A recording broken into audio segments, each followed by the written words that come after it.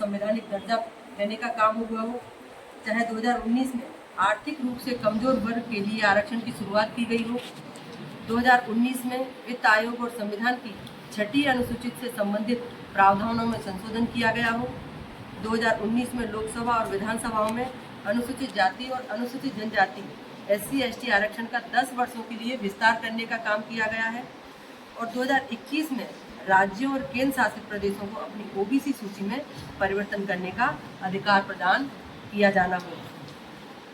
स्वर्गीय राजीव गांधी जी की सरकार ने 3 मार्च 1985 को SC/ST आरक्षण पर टिप्पणी करते हुए कहा था कि आरक्षण के माध्यम से हम बुद्धुओं को बढ़ावा नहीं देना चाहेंगे। ये इस तरह की शब्दों का इस्तेमाल किया तत्कालीन सरकार ने।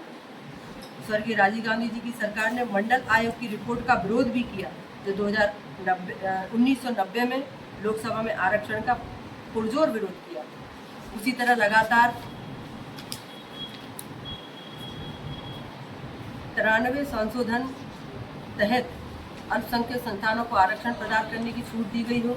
इस कदम में सैकड़ों संस्थानों में पिछड़े समुदाय के अधिकारों को छीन लिया गया और लगातार 1947 में जब देश आज़ाद हुआ, 57 वर्षों केंद्र में कांग्रेस की सरकार रहते हुए भी संविधान दिवस आज तक नहीं मनाया गया था। लेकिन माननीय प्रधानमंत्री जी के नेतृत्व में 2015 से शासकीय स्तर पर संविधान दिवस मनाना चालू किया और उसके बाद माननीय प्रधानमंत्री जी माननीय नरेंद्र मोदी जी के नेतृत्व में 2015 में संसद के दोनों सदनों में संविधान पर चर्चा डिस्कशन कराने का निर्णय किया, जिसका कांग्रेस ने भरपूर विरोध किया। और 2010 में जब संविधान के 60 वर्ष पूरे हुए तो माननीय हमारे तत्कालीन मुख्यमंत्री गुजरात के, उन्होंने अपने कार्यकाल के दौरान मुख्यमंत्री रहे श्री माननीय नरेंद्र मोदी जी ने संविधान गौरव यात्रा आयोजित की गई और इस यात्रा में संविधान की प्रति को हाथी के मस्तक पर रखकर पूरे शहर में निकालकर एक सम्मान किया गया। लगातार माननीय हमारे दलितों के मसीहा डॉक्टर अंबेडकर जी का कई बार विपक्ष की सरकार ने अपमान किया है। जैसे कि हम बात करें, कांग्रेस ने अपनी सरकारों में कभी भी बाबा साहेब का चित्र संसद में नहीं लगने दिया। उन्हें कभी भारत रत्न देने पर विचार तक नहीं किया गया। लेकिन पूर्व प्रधानमंत्री श्री अटल बिहारी वाजपेयी जी ने कल्याण मंत्रालय को सामाजिक न्याय और आधिकारिकता मंत्रालय के रूप में बदला और उन्होंने कहा कि एक असमान समाज में जहां अनुसूचित जाति, अनुसूचित जनजाति और पिछड़ा वर्ग अभी भी ऐतिहासिक अक्षमताओं से पीड़ित है, वे चाहते हैं कि यह वह सामाजिक न्याय और सशक्तिकरण है, न कि केवल कल्याण। मंत्रालय का नाम बदलने का हमारा निर्णय कल्याण की अवधारणा की तुलना में समानता और सामाजिक आर्थिक मुक्ति के मूल्यों के प्रति एक मजबूत प्रतिबद्धता द्वारा निर्देशित है। बाबा साहेब के जीवन से जुड़े सभी ऐतिहासिक स्थलों को केवल भूमि व स्थल न मानकर अपितु उनको तीर्थ स्थल का सम्मान माननीय प्रधानमंत्री श्री नरेंद्र मोदी जी ने दिया। हमारी सरकार ने बाबा साहब के जीवन से जुड़ी 5 महत्वपूर्ण स्थानों को भाजपा सरकारों ने विकसित किया और जिनको पंच तीर्थ के नाम में हम जानते हैं।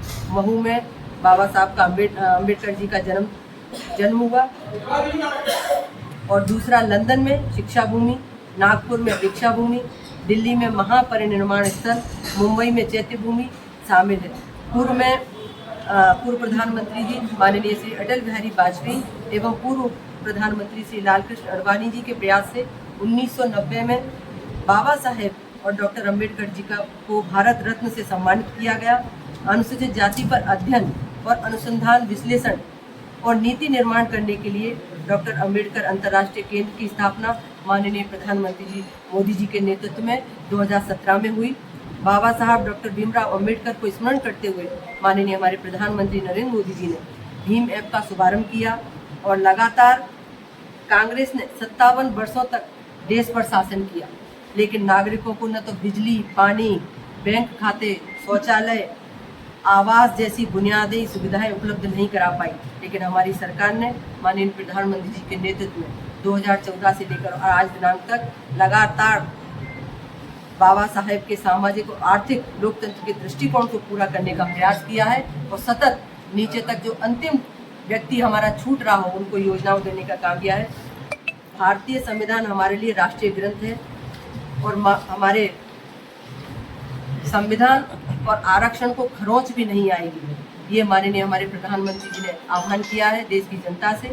कांग्रेस के लिए संविधान राजनीतिक साधन हो सकता है, लेकिन हमारे लिए संविधान श्रद्धा और आस्था का केंद्र है।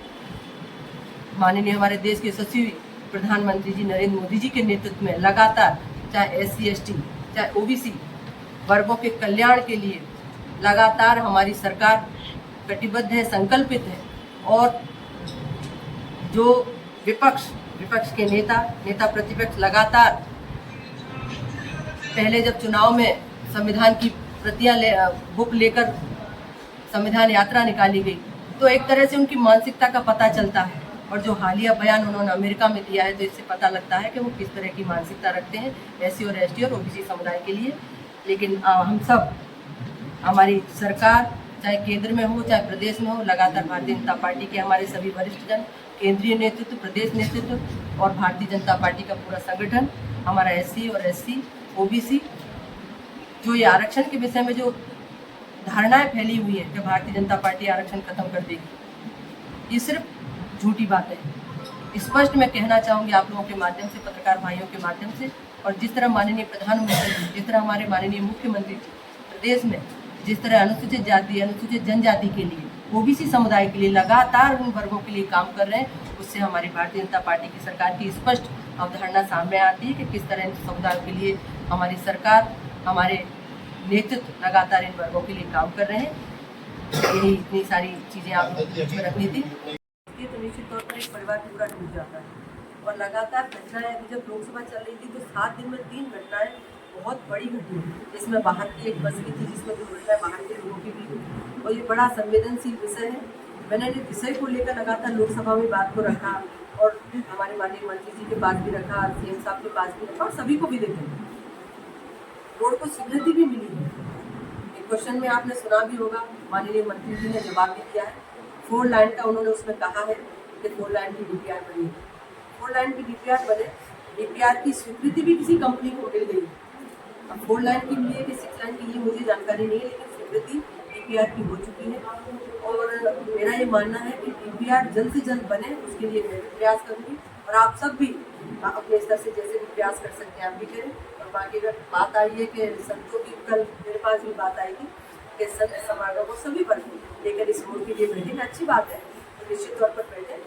और वैसे तो सारी चीज़ें स्वीकृत हैं, कह सकते हैं कि बहुत जल्द इसका DPR बनकर उस मोड़ का काम चालू, जहाँ तक आश्वासन मिला। बाधा क्या आ रही डबल इंजन की सरकार उनके पास? नहीं, कोई बाधा नहीं है, कोई बाधा नहीं। जिस कंपनी को दिया है, हो सकता है कोई क्या परेशानी है, एक बार मैं चर्चा करूँगी और चर्चा होने के बाद आपसे मैं बात करूँगी। दोनों ट्रेनों की बात हो और हाईवे की बात हो, ये केस ऐसे मुद्दे हैं जिनसे डायरेक्ट आम जनता का जुड़ाव रहता है, जनप्रतिनिधियों का भी रहता है, लेकिन आखिरकार ये अमली जामा क्यों नहीं पहनाया जा रहा? हर बार आश्वासन मिलता है जनता को।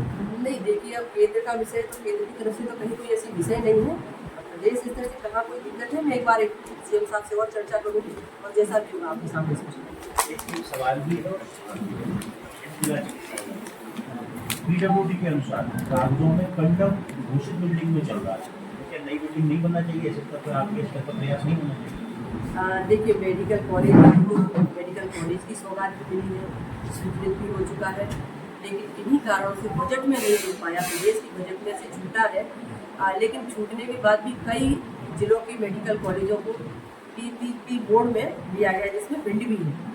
मैंने इसलिए बोला स्पष्टता कि शायद समझ ना आए, तो इस PPP बोर्ड में भी लिया गया है, इसमें हमारी 7 कॉलेज है जिसमें हमारा पिंड भी है। तो उसके माध्यम से हमारे पिंड के कॉलेज का काम भी होगा।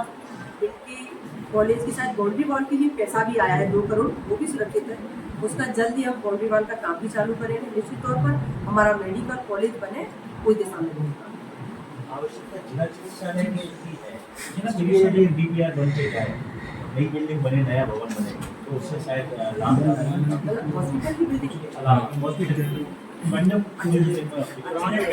मैं समझ गई। जो हमारा अभी वर्तमान में जो हॉस्पिटल है उसकी बिल्डिंग कंडम हो चुकी है, उसकी डेट भी बता दी है। PWD का कंडम घोषित किया, उसके बाद भी ठीक है, अगर ये विषय है तो मैं इस विषय के लिए भी पत्राचार करूँगी और माननीय मुख्यमंत्री से कहूँगी कि इस बिल्डिंग के सुधार के लिए, मेंटेनेंस के लिए या नई बिल्डिंग के लिए अगर आरसीसी मिले तो जब तक हमारा स्थायी रूप से मेडिकल कॉलेज बनता है ये भी उपयोग होता रहेगा निश्चित तौर पर इसके लिए भी। 300 बेड का पीछे